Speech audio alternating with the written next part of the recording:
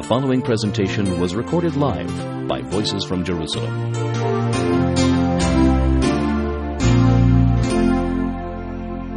Okay, what I wanted to talk about today is the end of European Jewry, primarily focusing, but not exclusively, on the Holocaust. And although the Holocaust is a huge subject, which I'm not going to go into all the history nor all of the lessons to be learned, I do want to sort of focus on the major lessons that we, from the traditional perspective, pull out of anti-Semitism in general and the Holocaust specifically. More specifically, I'm basically going to run through some of the information that we do in a seminar called Why the Jews, which, if you guys have seen it, it's a more in-depth look at the meaning behind the Holocaust, which is the real thing I think to pull out of it, as in all aspects of Jewish history. What's the message? And if you want to get more information on it, I highly recommend seeing the seminar, going to the website if you have access to it, and it's on the online seminars part. You can check it out. Or reading Dennis Prager's book, Why the Jews, which is an excellent short book on anti-Semitism in general, which I think really drives home the point. And the Holocaust is merely a very intense version of what is unfortunately a very continuous phenomenon in Jewish history. Okay, now we can't... World War II does not happen in a vacuum. Many people correctly look at World War I and World War II as a continuum. So we have to back up and go to around the year 1900. And all the remaining time we're going to spend now is going to be more or less dealing with the very end of the 19th and the 20th centuries. When we get to Zionism, we'll backtrack a little bit more in tomorrow's class. Sorry. Yeah. Just a second. So who wrote no class on this? You did that? When did you write no class? I did that. Please don't do that. There was a class on this. There wasn't one. Okay, guys. In 1900, there were about 10.5 million Jews living in the world, of whom about 75% were living in Eastern Europe. Okay, now we talked a lot about what's going on in Western Europe and Eastern Europe already. We talked about the Dreyfus trial. We see that even when we get to the end of the 19th century, early 20th century, anti-Semitism is alive and well, certainly in Western Europe, albeit in a less violent form. But we also talked about how in Eastern Europe, Kishinev pogroms and what was going on in the mass exodus of Jews was a direct response to what was a far more hostile situation. And out of that, we're going to see is going to come a number of things. The situation in Eastern Europe, especially where the majority of the Jews are living, is going to be very precarious. And given what's going to happen in the world in the early 20th century, the whole the center of the Jewish world is going to be shaken up in a way that is going to be quite disastrous. Certainly, the main event is World War I. Okay, now World War I, we talked a little about Russia. We know that there was an aborted attempt at a revolution in 1905. World War I is forgetting what happens in Russia, in general, in Europe, is a disastrous. It's the first, so to speak, world war where we have major powers. If you know your history of the war, we have the central powers of Austro-Hungary and Germany, primarily allied against a coalition on the east and west of Russia in the east, and it's going to be France. Most of the fighting is going to take place in the war on the Western Front in France and in Belgium, and in France, and England, eventually America will join the war. But the war has a huge impact on all of Europe, and specifically the Jewish community, and especially in Eastern Europe. All wars are very disruptive to civilian populations. In World War I, if you've seen, I'm sure you've read books and seen, when you have armies, large armies marching through cities and huge battles taking place in the middle of civilian areas, all you have left in the end, and certainly World War I was an incredibly destructive war. 8.5 million people died. It's the first war in human history. The Civil War, arguably, was the war where people had fairly modern weapons and were still using. You ever seen Civil War battles, like people standing, 100 feet from each other, shooting at each other with guns that were actually quite accurate. It wasn't like, in the Revolutionary War when anyone 15 feet away from you is, and you're lucky if you hit anyone. So in the Civil War, you get massive, massive casualties. And by World War I, the ability to kill people had been really perfected to the point with machine guns and heavy artillery. And so it was quite, quite devastating. 1.5 million Jews are going to fight in World War I. Okay, we have Jews in almost in every army fighting against each other. Jews against Jews. You had Jews fighting in the Austrian army and Germans, and Jews fighting with in the Russian army and the French. 140,000 Jews are going to die in World War I. So it's Jews. And again, probably from the perspective of a great triumph that Jews could sit and fight and die for their countries. And in the minds of many Jews, I'm sure they were very happy to do such a thing.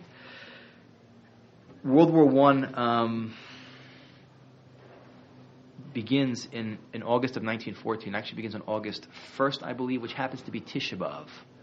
Okay, and just as we see, it's not an accident. Obviously, if we look at World War I and World War II as a continuum, it makes sense that the event that triggers everything. There's no question that Hitler would never have come to power if not for World War I. It's a devastating economic plight that Germany finds itself in, which leads the Nazis to rise to power, many decades later, is direct outgrowth of the crippling, punitive debt that was leveled on Germany after the war was over in the Versailles Treaty. So we have to look at it as one giant continuum. And therefore, if we look at this as certainly the worst, if the Holocaust is the worst, event certainly in Jewish history in the modern world, and it is a major event within World War II, and World War II is merely a continuum of World War I, and the fact that World War I begins on the 9th of, obviously is a very powerful statement there. And the final death blow to more or less the European Jewry is going to come out on that date, which has been so bad in Jewish history. I'm sorry, would you repeat that again? That what was on the 9th of Av? August 1st, I believe, which is the start of 1914, which is the beginning of World War I, is Tisha B'Av of that year. So it makes sense that if World War I and World War II are a continuum, and the worst event of modern Jewish history is the Holocaust, which comes out of World War II, then it's only fitting, so to speak, that the beginning of all of this disaster should be that day, which is so incredibly bad in Jewish history. Before we look at I don't want to go into all details of World War I at all. It's not the topic of the class. But the place that has the biggest impact on the Jewish world is on the Russian front. Russia, by the way, initially has some successes. And the Russians, as we mentioned previously, is very backward in many ways. The peasants, I'm not talking about a well-educated population. Although the early stages of the war, the Russians do well. Later on, they end up doing very, very badly. They sustain massive losses. You've seen pictures of World War I of thousands and thousands, and they had a lot of people to fight in the army, surrendering to primarily the Germans. Okay, they lost very badly to the Germans. And it's during this period of time, we mentioned that Russia's already in a very bad state politically. We talked about all these Jews and all these different revolutionary movements. Eastern Europe was a hotbed of revolutionary movements, and Jews were disproportionately represented in all those movements. Why? As I said before, in an attempt to try and make the situation in Russia better than it was for the Jews gravitated naturally, being the big idealists that we are, into any kind of movement, albeit totally misdirected, such as communism, sort of a workers' utopian vision for the world. That's something that's going to attract Jews. So you have Jews very involved in revolutionaries at the time. There's all kinds of revolutionary foment going on in Russia. And when the war starts and Russia starts to lose very badly, we know that the Tsar is deposed, Nicholas II. You can go read the book Nicholas and Alexander, or go read your Russian history books to find out more about that. And he is replaced. The situation in Russia is so bad, they're replaced by a sort of constitutional democratic government led by a guy named Kerensky, who led a group called the Mensheviks. I don't want to get into all the details. And the Mensheviks had the backing of the other Western powers who were fighting against Germany and Austria-Hungary because their policy was to stay in the war. Okay, meaning that as long as Russia stays in the war, Germany, Austria-Hungary, Turkey, all those countries that were all allied together have to fight a two-front war. Otherwise, they only could direct all their efforts towards the French and the British. The war is obviously devastating Russia, and out of this is going to appear the communist revolution. The Bolsheviks are going to seize power. Again, I'm running through a lot of history very, very quickly. Their major policy platform that was so different was they advocated that Russia should pull out of the war. And this begins the Russian Civil War, which is going to last from 1917 to 1921. As they seize power, the Mensheviks are thrown out of power. They're going to execute the Tsar and the family. The whole, of course, the Jews, by the way, are blamed for that recently, of course. And led by Lenin, the Russians the Bolsheviks, the communists, are going to seize control of Russia, and they will stay in power from that period of time onward until the Soviet Union falls apart in 1990, so to speak. But the Russian Revolution, obviously, Russia does pull out of the war, but there's tremendous fighting in Russia. Fighting is always bad. Obviously, civilians are killed, food distribution is disrupted, there's tremendous, communities destroyed. There's a lot of pogroms against Jews during the Russian Revolution. It's estimated that 100,000 Jews were murdered during the revolution alone. One thing's for sure: the Mensheviks might be fighting the Bolsheviks, but the Jews are going to get blamed for it no matter what. The white Russians, especially, were virulently anti-Semitic. White Russians meaning the backers of the Tsar. Okay, they were fighting for power. Who's fighting for who? Who had the backing of the nobility? Who had the backing of the Allied powers? There's actually a secret war going on in Russia during this time called Kolchak's War, which is when all the Allied powers had soldiers. American soldiers were in Russia during the Civil War. Canadians, Japanese, that's the Japanese, got a hold of their copies of the Protocols of the Elders of Zion. Those same Japanese soldiers who fought in 1970, 1921, against the Bolsheviks, went back and made the military government of Japan in the 1930s that seizes control. And they actually believed the protocols, which is why they hatched a plan to invite all the Jews of Eastern Europe during the Holocaust into China, which is their occupied territory, so that they'd make a superpower colony run by Jews, and the Jewish government in America, where Franklin Delano Roosevelt ran the country, would lift the economic boycott against Japan. I kid you not. There's a whole book on it called The Fugu Plan. It's a very interesting side note to history. One of the few people in history who actually read the protocols and believed it, how they behaved towards the Jews versus how everyone else behaved. But anyway, it's the Jewish community, the center, the heart of the Jewish community of Eastern Europe is devastated by World War I. Okay, of tremendous poverty, increased anti-Semitism, lots of Jews fleeing, lots of murder and destruction and rape and pillage. Okay, and the whole community is shaken up. The myth of this sort of, as I said before, this kind of poor but stable Jewish world is really not accurate, especially at this period of time. The Jewish world was crumbling to pieces, and if things had gone differently, and the Holocaust hadn't happened, who knows what would have been? But there's no question that things would not have remained as they were. Okay, so. I want to read you, by the way. This is the Bolsheviks. Initially, Lenin, who seizes control as the first leader of the Communist Party when it becomes a communist country, Lenin was actually very anti-Semitism. He made a fairly strong stand against it because it was such an intrinsic policy of the Tsarist government. Unfortunately, it's not going to be followed by his successor, Joseph Stalin, who's a virulent anti-Semite. But I want to read. But one of the attitudes which is prevalent is the idea that Jews are, of course, bourgeoisie and into money and capitalism, and also present a certain danger. This is from the Yevsektsiya. It was in Russian. I could read a lot easier, I think. Jewish section of propaganda department of the Russian Communist Party. They actually had a whole section of the Communist Party propaganda dealing how to deal with Jews, and it's the liquidation of bourgeoisie Jewish institutions, October 1918. This is from the Jew in the Modern World.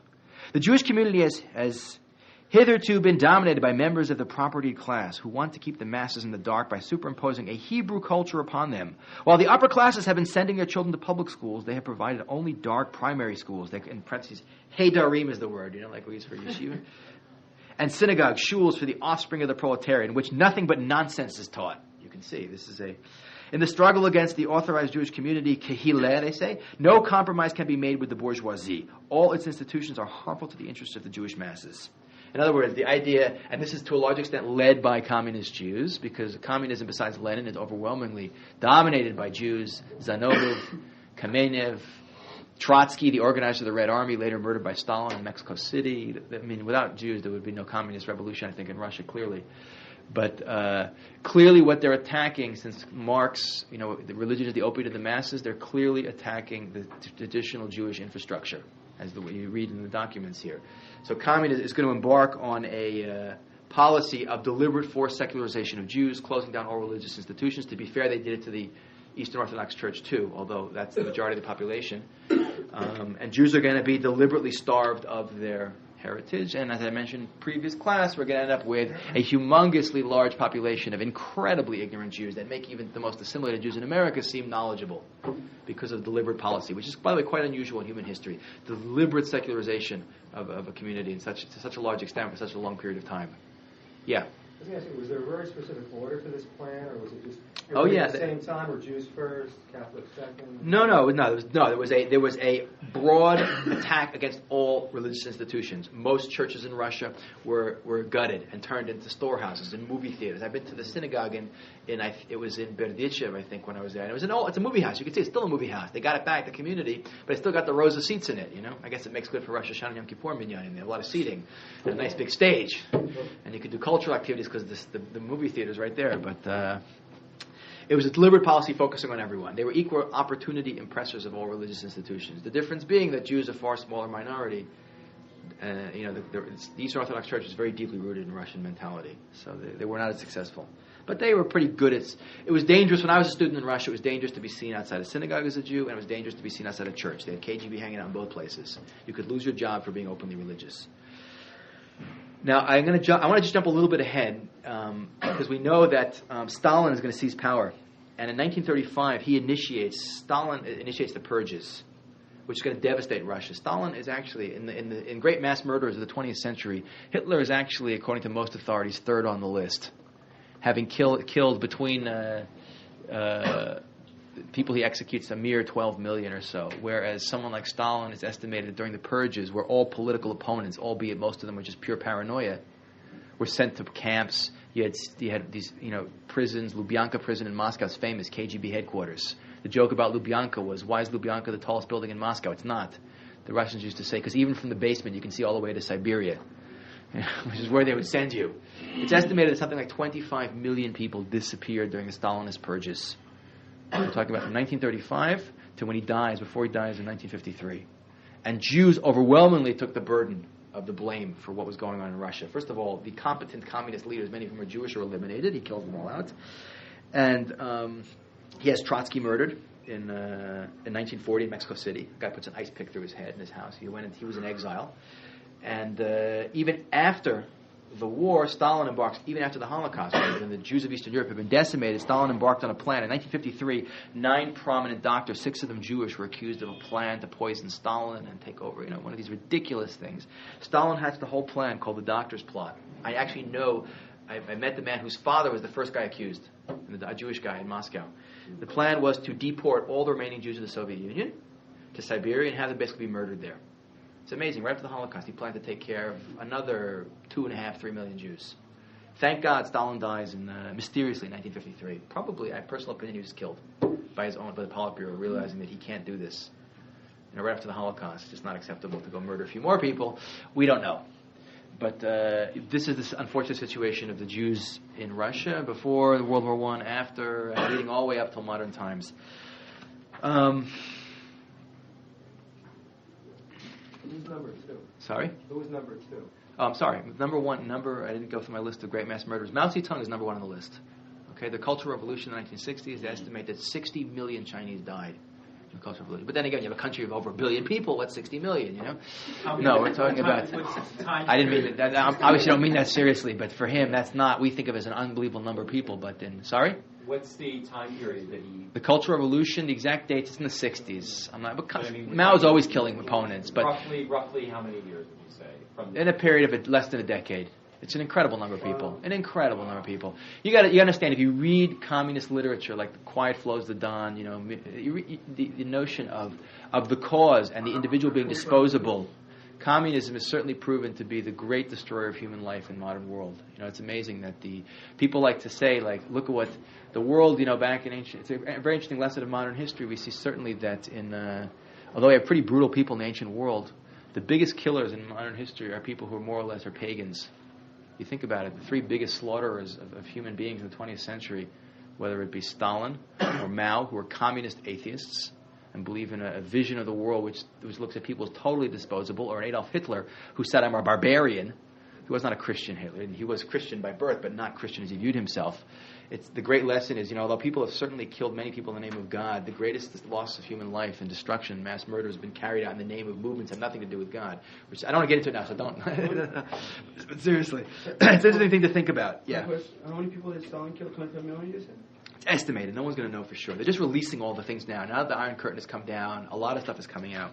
Now, by the way, you shouldn't think that Eastern Europe, and again, one of the great features of Jewish people is even in very adverse situations, economically, politically, anti-Semitism, there's still a lot of productivity in the Torah world. And again, it's one of the great really weird ironies of Jewish history. We are productive in situations that other people completely fall apart in.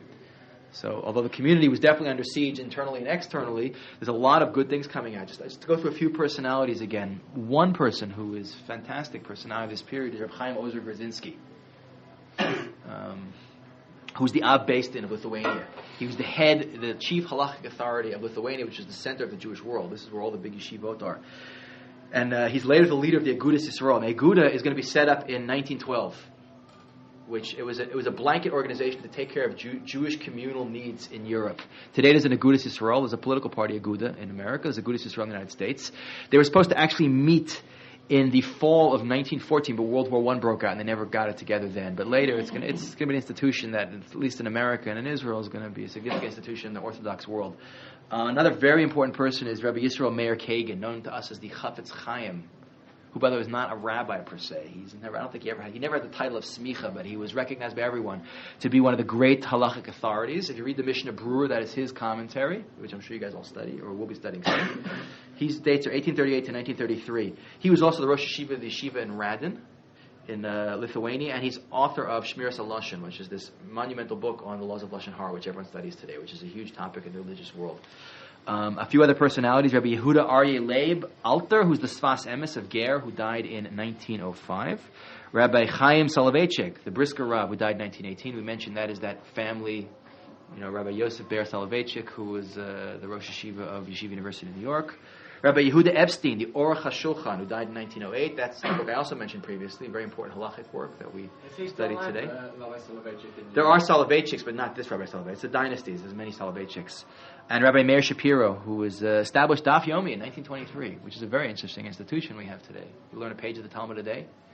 It's great. You go to the Siyum in Madison Square Garden, and you can see like 15,000 Jews all had just finished learning all of Talmud together. It's an amazing thing to watch, but a very important institution. Okay, what I want to do for the remaining part, I was going to ask you quickly. Would you say that this flourishing in the sense of isolation and insulation would be a wonderful argument for the perpetuation of that today? Isolation or insulation? Well, both. Because what you say, the Jewish world, in fact, they had so much scholarship going on, was because they were isolated and they were insulated. No, I don't think. No, I wouldn't say it's because of it. It comes during the period. I don't know that it's because of it all. We see that some of the greatest periods of Jewish scholarship when Jews aren't so isolated. I don't have a simple solution to how Jews should live. It's the hardest problem. One of the hardest problems we have to face. We can't live totally isolated, nor can we live totally amongst the Gentiles. We have to find some sort of medium, and it's a very, very hard thing to do. Without proper leadership and proper education system, it's very hard. If we had better leadership, it would be easier to do. I think it's more consequence of not having proper role models. Sort of like wandering Jews, wandering through history, and not really sure, as Abraham Joshua Heschel said, the Jews are messengers who've gotten the message. When Jews... too many role models? If you're not having one rabbi's decision, you go to another rabbi? Well, there's a lot of rabbis running around, but role models we have very few of. Okay? And that's a big problem. I think strong leadership is the biggest problem. Unified Jews following one guy is definitely what we need. Now, granted, that's probably the hardest thing to do, but okay. No one said being a Jew is easy. It's definitely pleasurable and meaningful, but it's... Okay, what I want to do for the remaining period of time is talk about World War II. Again, not so much from history, which we're not going to get into at all, although you imagine I would love to talk about all the battles and everything, because it is certainly a very interesting conflict in human history, and a very bloody conflict in human history, where it's going to take out many, many more people than in World War I. World War II, we're going to have over 50 million people dying. We talk all told, the people Hitler kills, and including 22 to 25 million Russians die in World War II. Unbelievable how many casualties. Between Stalin and Hitler, they took out a third of the population of the country gets killed at the time, more than a quarter at least. Okay, Adolf Hitler. Just to do a little bit of the background, but I want to focus on the message of the Holocaust from the traditional Jewish perspective. Hitler, who, by the way, interesting to keep in mind, Hitler had only positive interactions with Jews. If you want to see a guy who's definitely an Amalekite, all the guys who bought his lousy artwork when he was a starving artist were Jews. His cook was Jewish. The family doctor was one of the few German Jews allowed to leave with, I think, 12 marks instead of 8 marks out of the country. The Germans, when they threw the Jews out, didn't let them take money. Hitler even sent him a thank you note. As a matter of fact, the person, Adolf Hitler, who was not a particularly impressive soldier in World War I, had an Iron Cross. He made a big deal of it. The Iron Cross is like what's the highest award? Congressional Medal of Honor in America. The person who nominated Hitler for an Iron Cross in World War I was a Jewish officer. He wouldn't have got it without the Jews. So no one should think that Hitler had some bad experience with Jews. Everything we know about it indicates that he had only positive experiences, which only goes more to show that if any human being in modern history can be identified as an Amalekite, it's this guy Adolf Hitler. You talk about deep-seated pathological hatred of Jews. Not illogical. He has a very rational hatred of Jews. We'll see rational, I'll just explain in a minute. But it's a very important thing to know when we look at the whole thing of the meaning behind the Holocaust. It doesn't come from he was raised in some neo-Nazi boot camp from age 2.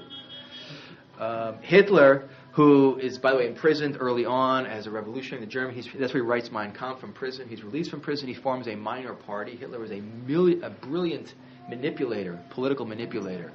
You can say a lot of horrible things about them, he being evil incarnate, but you want to watch one of the greatest public speakers in human history that we have on tape. You watch a guy like a Hitler. He knows how to manipulate people. He's a real man of the media.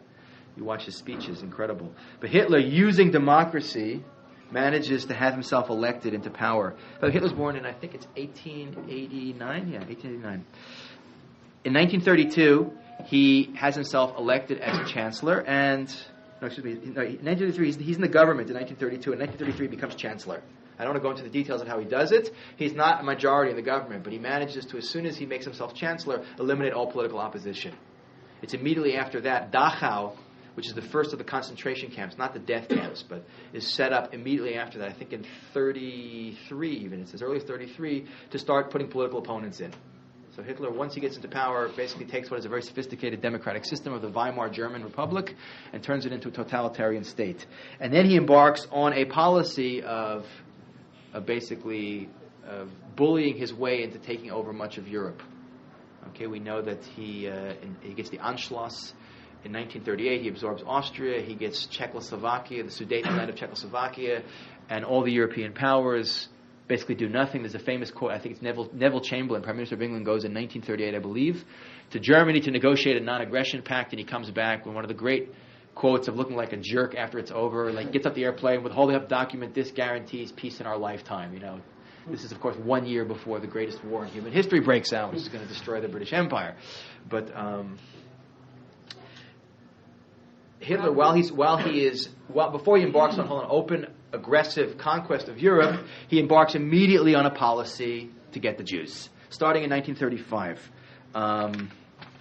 he issues what's called the Nuremberg Laws.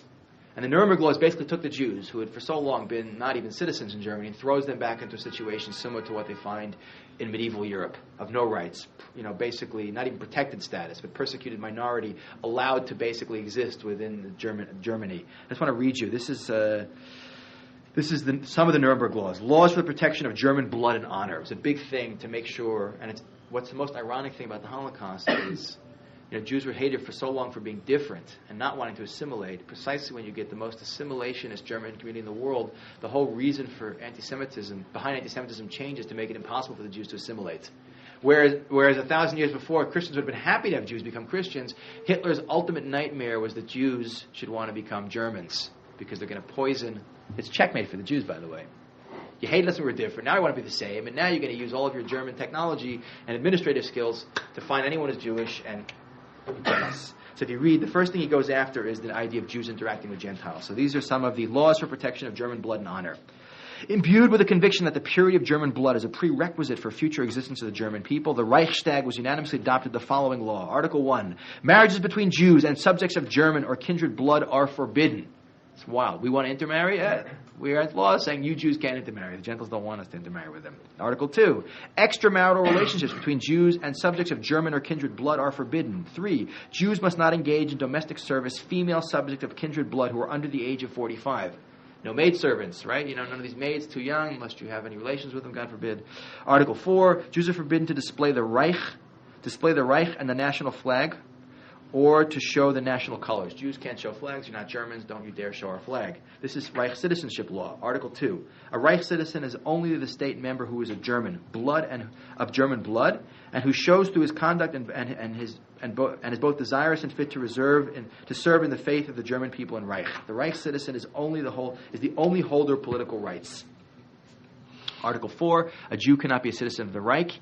He cannot exercise the right to vote. He cannot occupy public office. So Jews lose their citizenship, become second-class citizens. You see, they're like in blacks in the South. You know, you have park benches for Jews and park benches for other people, and so that then you have Jews, and this begins a process of systematically robbing the Jews of their political rights, any economic power the Jews have is going to be taken away.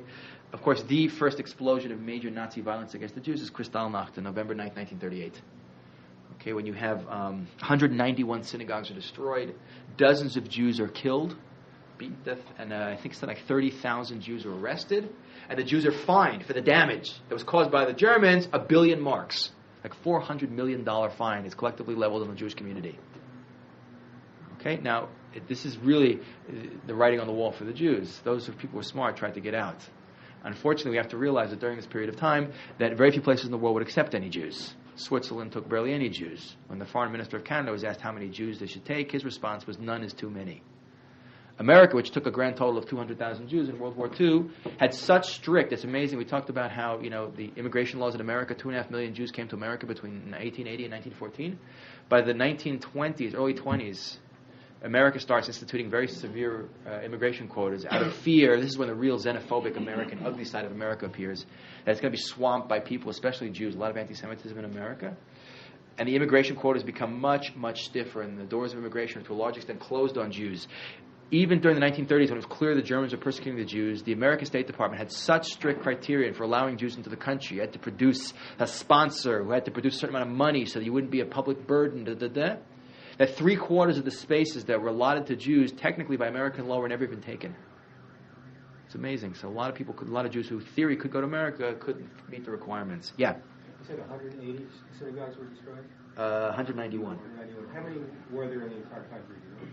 Virtually every synagogue in the country was destroyed. Virtually, the exact number, but it wasn't too many more than that.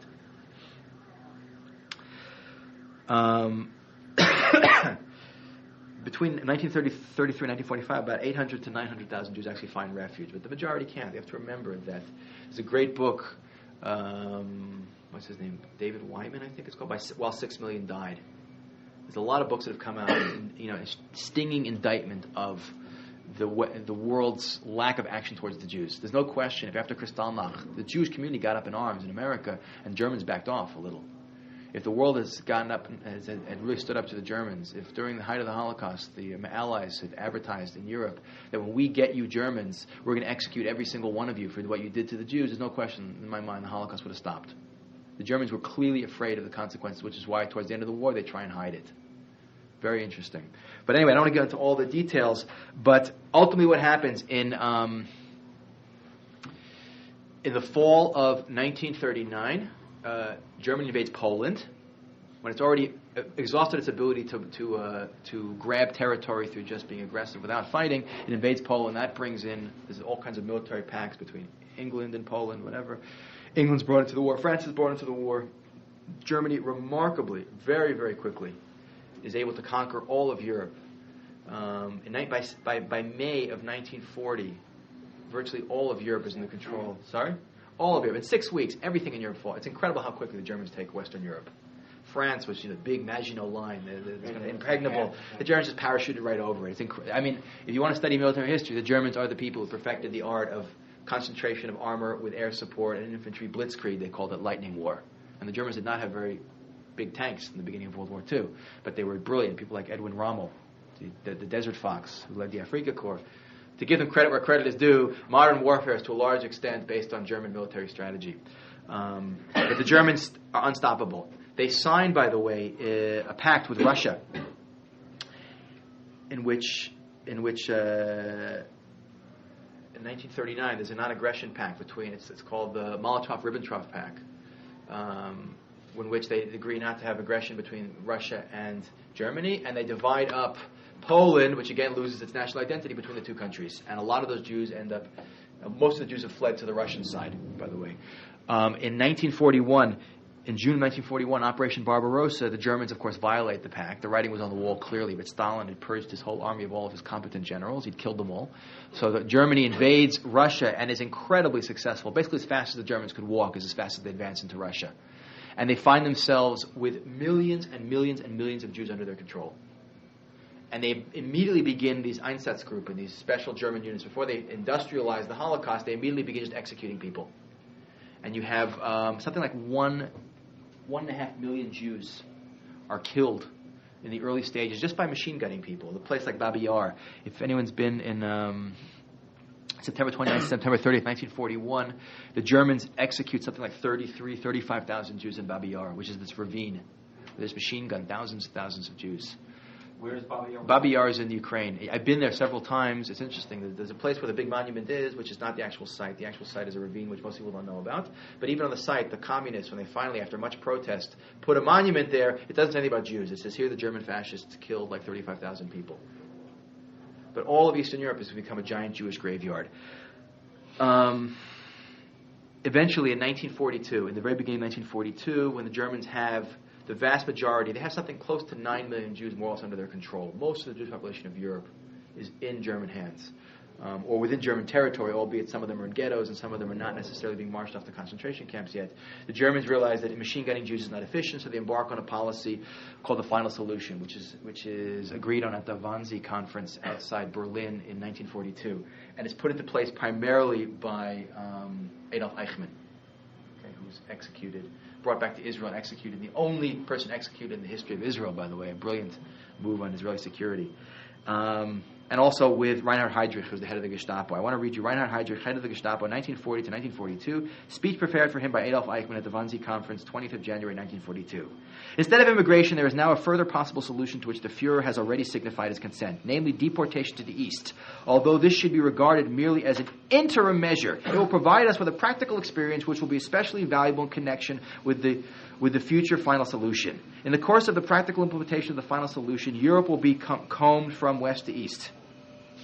So out of this came the systematic murder of millions of Jews. 6 million is the number given. By the way, many historians say it's 7 million now. 6 specific death camps are set up. There's a lot of concentration camps, but the 6 death camps, we know Auschwitz, of course. Auschwitz, Chelmno, Treblinka, Sobibor, Majdanek, and Belzec are the 6 big camps where the vast majority, especially Auschwitz-Birkenau. This is a place where when it was going at the height of Auschwitz, when it was going at its height, could process, as the Germans would call it, 12,000 Jews a day.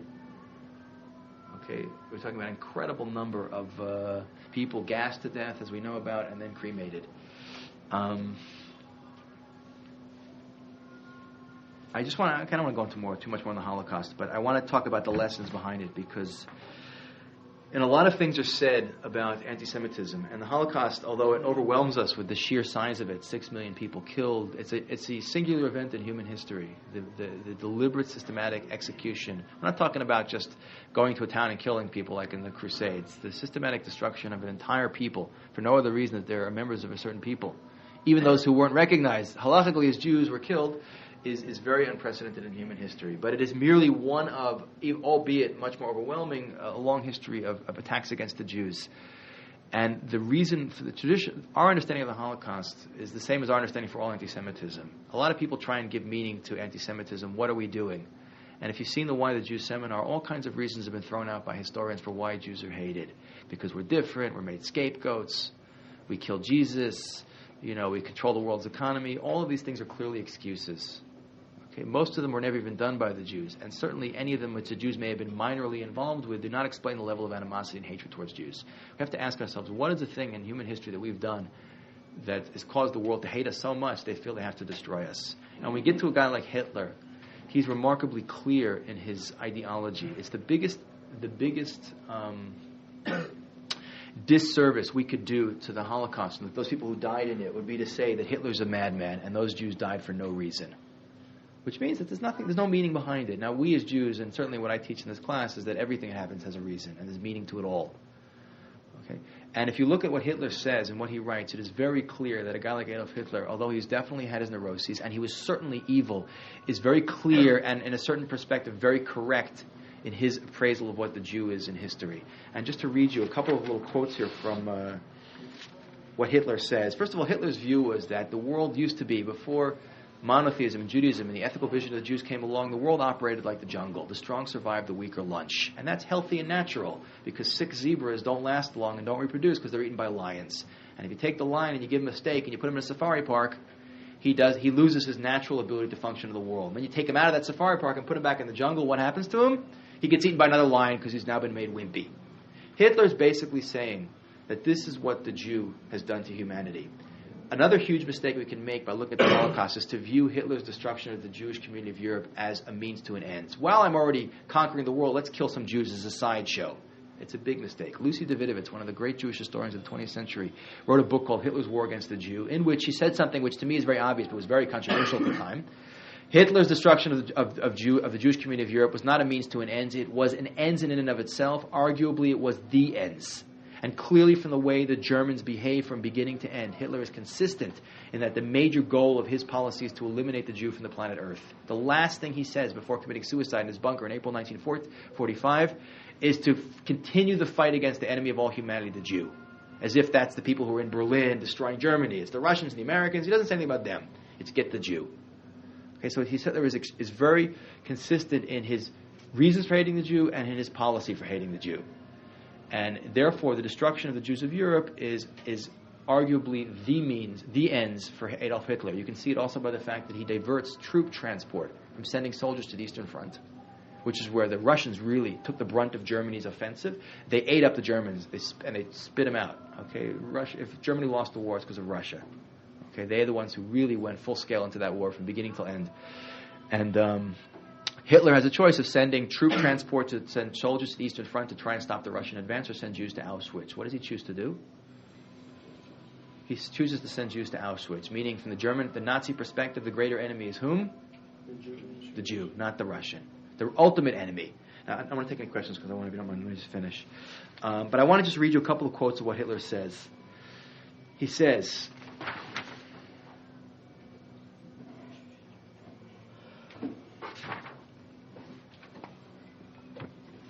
this is Hermann Rauschning, who wrote many things about a collection of what Hitler said. He said, the Ten Commandments have lost their validity. Conscience is a Jewish invention. It is a blemish like circumcision. He's saying the Jewish people invented the idea of conscience. They leveled the playing field. They took people from being animals, the natural order, and they made what's called the human concept. We have to be nice to each other and respect and help the weak and the poor. In the jungle, the lion doesn't say to the zebra, you had a rough day, you rest by the waterhole, I'll go chase some gazelles. Okay, that's what the Jew did to humanity. And he goes on to explain why the Jew has to be killed. He says, if only one country, for whatever reason, tolerates a Jewish family in it, that family will become the germ center for fresh sedition. If one little Jewish boy survives without any Jewish education, with no synagogue and no Hebrew school, it's in his soul. He says, even if there had never been a synagogue or a Jewish school or an Old Testament, the Jewish spirit would still exist and exert its influence. It has been there from the beginning, and there is no Jew, not a single one, who does not personify it. He says that this human concept which has crippled the world is a product of the Jewish people. It's a product of Jews regardless of Jewish education. Every Jew has it. He calls it a germ center. To eliminate communism, you killed the Bolshevik leaders. To eliminate Christianity, and Hitler was very anti-Christian, you killed the priests. But to get rid of that ideology which we Nazis view as the most threatening to humanity, we got to kill every single Jew. And Hitler says very clearly in the Holocaust that my thing, National Socialism, is not just a political movement. It is a movement to rebuild humanity, to save the world from this crushing moral and ethical blow. This is an incredible thing. Hitler's not evil because of his understanding of what the Jew is. And he's right on, by the way. This is the traditional Jewish understanding. We are the ethical lighthouse for the world. We're the people who teach the world values. That's from Abraham onward. Hitler's not evil because of that understanding. Hitler is evil because of his reaction to that understanding. He says, I know what the Jew is, and it's evil, and I want to destroy it. I'm going to save humanity. And when you look at it from that perspective, you get a completely different view of what anti-Semitism is about in general and what the Holocaust is about. From the traditional Jewish perspective, we say, this is a struggle between good and evil. It always is. And the solution to anti-Semitism is not by teaching tolerance, which is nothing against teaching tolerance, but it's by getting Jewish values, by getting the world to buy into all the values we're supposed to be teaching the world, because only when the world becomes essentially good will those people who hate us stop hating us. So it's a very, very powerful lesson. I know I've run through what is a very heavy idea in a very short period of time, but to do it any other way basically makes the Holocaust seem as a horrible yet more or less meaningless event. Okay, and it is not. And to make it the number one point of Jewish identity, which it is for Jews in America, and yet to miss the message is really the ultimate tragedy. So we have 6 million Jews dying, and with the end of the Holocaust, we really have the end of European Jewry, because those Jews who haven't assimilated themselves out of existence, the brunt of the Holocaust is felt in Eastern Europe, in the heart of what was the Jewish world, the religious Jewish world, in Poland and in Ukraine and Lithuania. There's nothing really left. Those Jews who survive in Eastern Europe and Russia are going to be forcibly assimilated. And that small Jewish community in Western Europe is more or less also going to disappear out of existence. There's an excellent movie, by the way, called The Long Road Home. I think it's the title, which won an Academy Award 2 years ago, showing the Jews trying to make from what happens. And by the way, a lot of those Jews who survived in Europe through the Holocaust and come back to Poland, Jews are murdered in Poland after the Holocaust. Many communities in Eastern Europe like in Lithuania, in Kovno, etc., in Vilnius, the Gentiles murder the Jewish population before the Germans even get a chance to do it. They're happy to do it. So this really brings us to the end of the community of Europe and the last chapter of our story, which is the rebirth of the Jewish state, which is going to be one of the 2 great refuges for the Jews in the modern period. Okay, let's stop there. You have been listening to Voices from Jerusalem.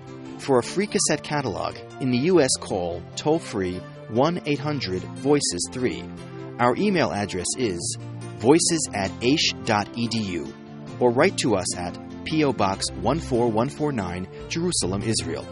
Shalom from Jerusalem.